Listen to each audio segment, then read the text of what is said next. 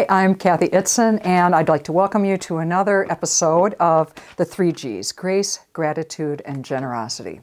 These are part of the perennial tradition because they're things that every faith throughout centuries has emphasized as important in the growth of spirituality.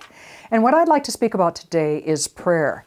Prayer is something that I think a lot of people, although they think it's important, it feels like something outside of ourselves or something different. And I remember as a child having to memorize prayers and then also thinking this is kind of a formal thing.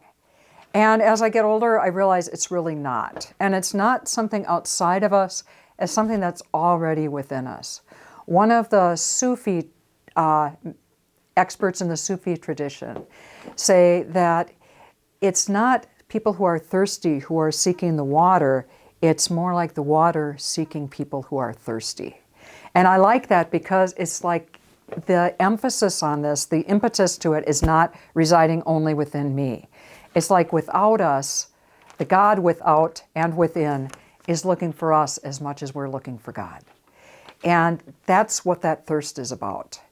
And whereas we think sometimes it's something about words and having the right words, it is way bigger than that. And that's another piece that I really like. Rumi says, make of yourself an ear so that your whole body relates to what God is trying to tell you. And I like that because it's not just a word and a one-way conversation. It has to do with all of me trying to open all of my senses and all of my awareness to take in what it is that God needs to tell me that day, that I need to know. And it's something that's usually already within me, and I can find that. I like especially that image of one's whole self being an ear because it's also like, what do I see? And for me, I like to go for walks, and I love seeing the trees, the sunsets, the birds, whatever's going on, the snow. And sometimes I'll think, what is it that this is trying to tell me? And I'll stop before a scene that is beautiful to me. And for me, that's often trees. For other people, it could be something else.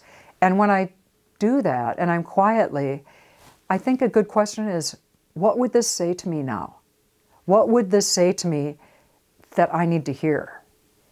And if I'm quiet and I just stand there, oftentimes I can get a sense that what this scene before me that I love would say to me is, be still, or let go, or the world is way bigger than you.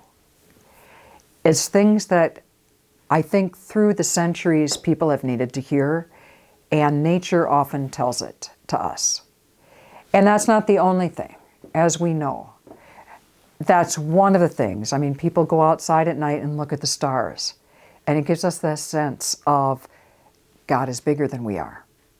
The world is bigger than we are. And it kind of sometimes putting you in place of time and where you are helps with that, helps knowing that. But there's many other things too. Having the cat on your lap, having grandchildren or children say something.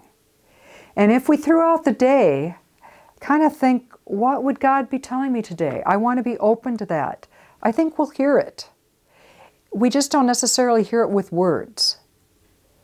And I think that's something that all of the mystics throughout the centuries, throughout all faiths, know and try to let us know that if we can still ourselves and open ourselves, we'll hear what we need to hear.